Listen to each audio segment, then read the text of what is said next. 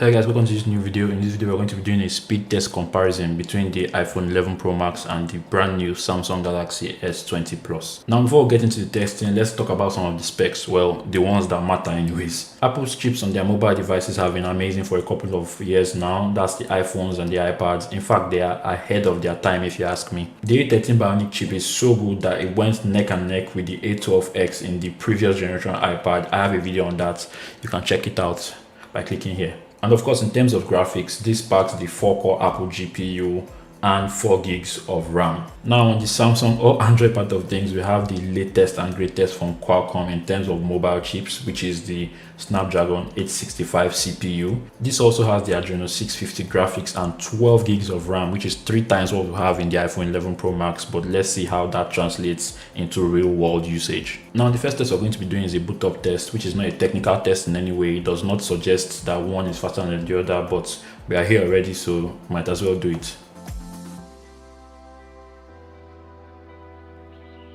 So as you can see, the Samsung did boot up first, and now we're waiting for the iPhone.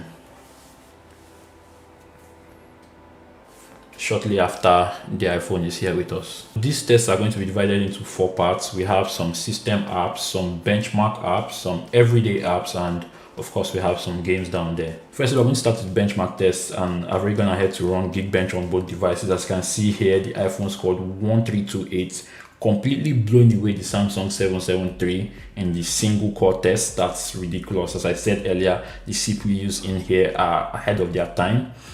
But for the more important multi-core test, which is running heavier tasks, the iPhone scored 3439 versus the Samsung's 3099, which is basically around 10% faster than what's in here. Next, we're going to do an internet speed test using, well, the speed test app. And as I stated earlier, both devices are connected to the same not so great internet connection. So here are the results. The iPhone scored 28.8 down and 1.37 up, while the Samsung scored 20.1 down and 4.00 up.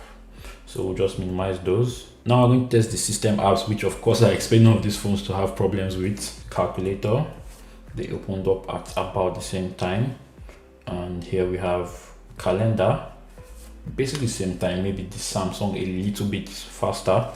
We'll go to camera.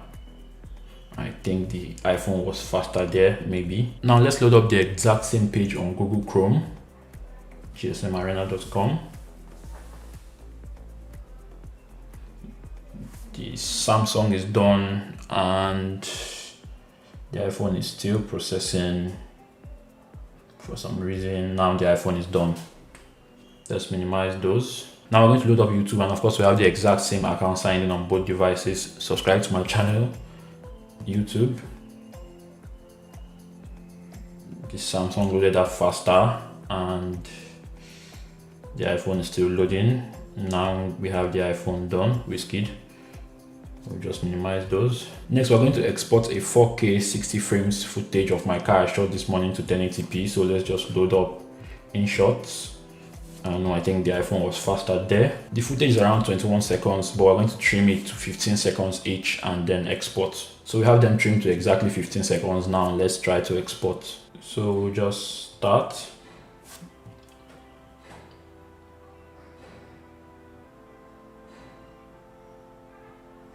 And even though the iPhone started before the Samsung completed it first, and I mean, that's just ridiculous. The 865 here, it's really pulling its weight.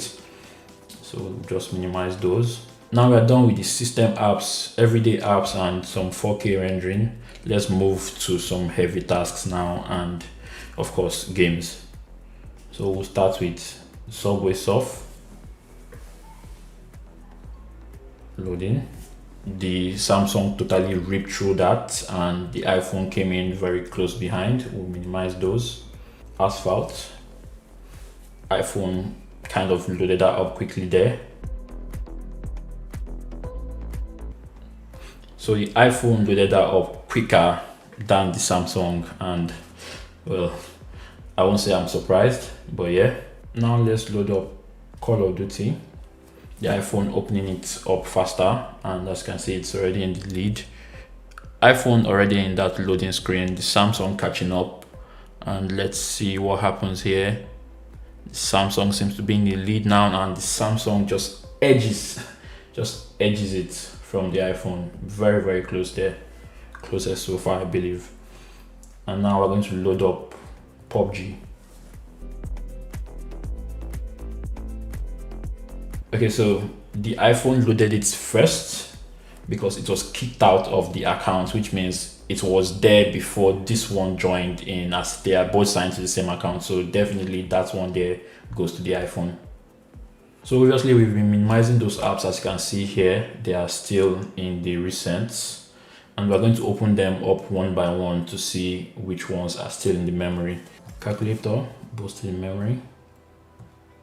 Camera, no refresh. Yes, both still in memory. Obviously I did not expect any of the phones to, refresh any of those little apps. Now Chrome, no problems there. Geekbench, both still there. We have a refresh here from the iPhone. In short, well, I guess it's starting to tell, the 12 gigs of RAM. YouTube, refresh from the iPhone there. Speed test, both still in memory. Asphalt, both still in memory, no problem there. Call of Duty, both still in memory, just kicking themselves out of the accounts. PUBG, both still in memory, no problem there. Very good for the iPhone so far. And we have Subway Surf, both still in memory, no problem there. Both phones did very well. I'm actually surprised with how well the iPhone did, keeping those apps in the background, especially those heavy games. But there was no way it was going to surpass the superior multitasking capacity of the 12 gigs RAM on the Samsung Galaxy S20 Plus. And in terms of multitasking prowess, the S20 Plus also has a trick up its sleeve.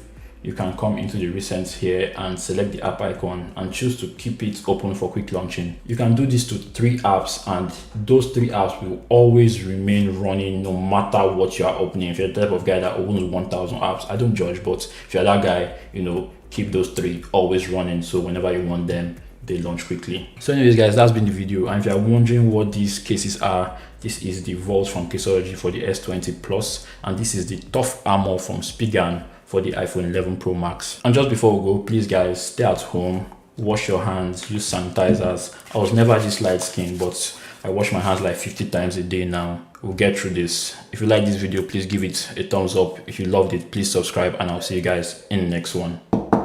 Bye.